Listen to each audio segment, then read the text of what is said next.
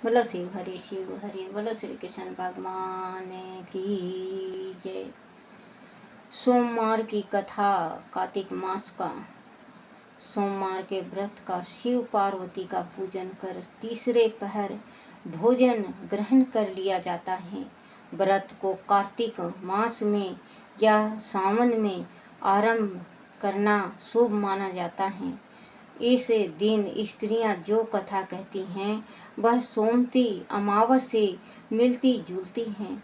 अमावस को आदि सोमवार पड़ जाए तो उस अमावस को सोमती अमावस कहते हैं। पूजन के बाद कथा सुनने के विधान है। पीपल की पूजा करके स्त्रियां वृक्ष के 108 परिक्रमा लेती हैं। श्री सौभाग्यवती स्त्रियां सारे श्रृंगार करके प्रत्येक परिक्रमा में एक एक फल से मेवा आदि चढ़ाती हैं। परिक्रमा के बाद धोबनी की मांग का सिंदूर अपनी मांग में लगाती हैं। धोबन को आंचल में कुछ मिठाइयाँ व पैसे डाल कर सुहागिन स्त्रियां उसके पांव छूती हैं। कथा इस प्रकार है। एक परिवार में माँ, बेटी और बहू 3 स्त्रियां थी। एक भिखारी प्रतिदिन यह भिक्षा के लिए आता था। तभी उसे बहू भिक्षा देती तो कभी लड़की भिखारी बहू को दूधो नहाओ पूतो फलो आशीर्वाद देता तथा लड़की को धर्म बढ़े गंगा स्नान करता। लड़की की माँ ने एक दिन याचक से पूछा कि वह दोनों को 2 तरह के आशीर्वाद क्यों देता है। तो याचक बोला कि तुम्हारी कन्या को सौभाग्य खंडित है। आदि वह कन्या सोमा नाम की धोबन के घर जाकर जहाँ वह गधे बांधते हैं उस स्थान की सफाई कर दिया करे तो उस पतिव्रता के आशीर्वाद से उसका सौभाग्य अटल हो सकता है। अब कन्या सुबह ही धोबन के घर जा सारी सफाई कर आती। एक दिन धोबन ने उसे देख लिया और सफाई करने का कारण पूछा तो कन्या ने सब बात बता दिया। धोबन ने उसे आशीर्वाद दिया। कन्या की माँ से कहा, जब उसकी शादी हो तो मुझे बुला लेना। विवाह का समय आया। धोबन को बुलाया गया। धोबन अपने परिवार के सदस्यों से बोली, मेरी अनुपस्थित में आदि मेरा पति मर जाए तो मेरे आने तक उनका देह संस्कार मत करना।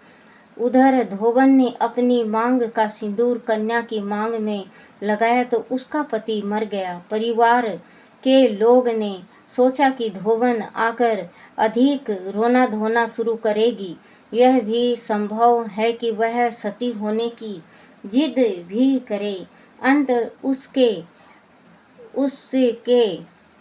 आने से पहले ही देह संस्कार कर देना चाहिए।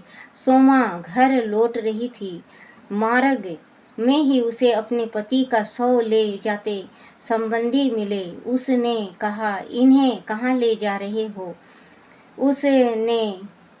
उसने पति का शव वहीं एक पीपल के वृक्ष के पास रखवा दिया। संयुक्त पीपल की पूजा कर शिव पार्वती का ध्यान करने लगी। पीपल की 108 परिक्रमा करके अपनी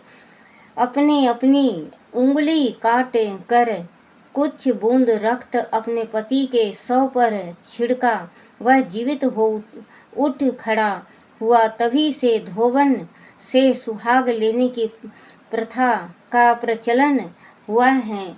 बोलो शिव शंकर भगवान की जय।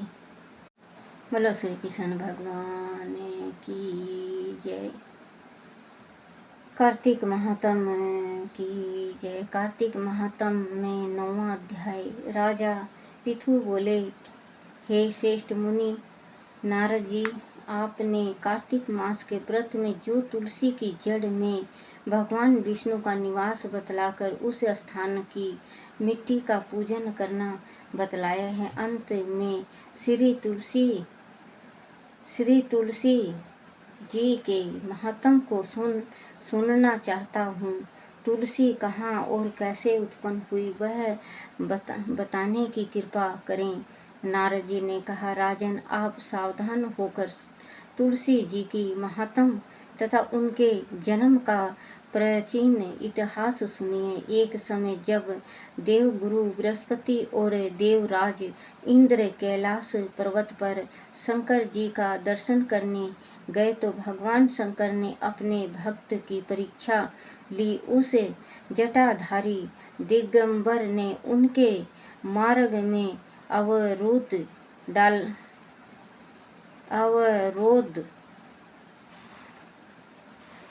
डाला।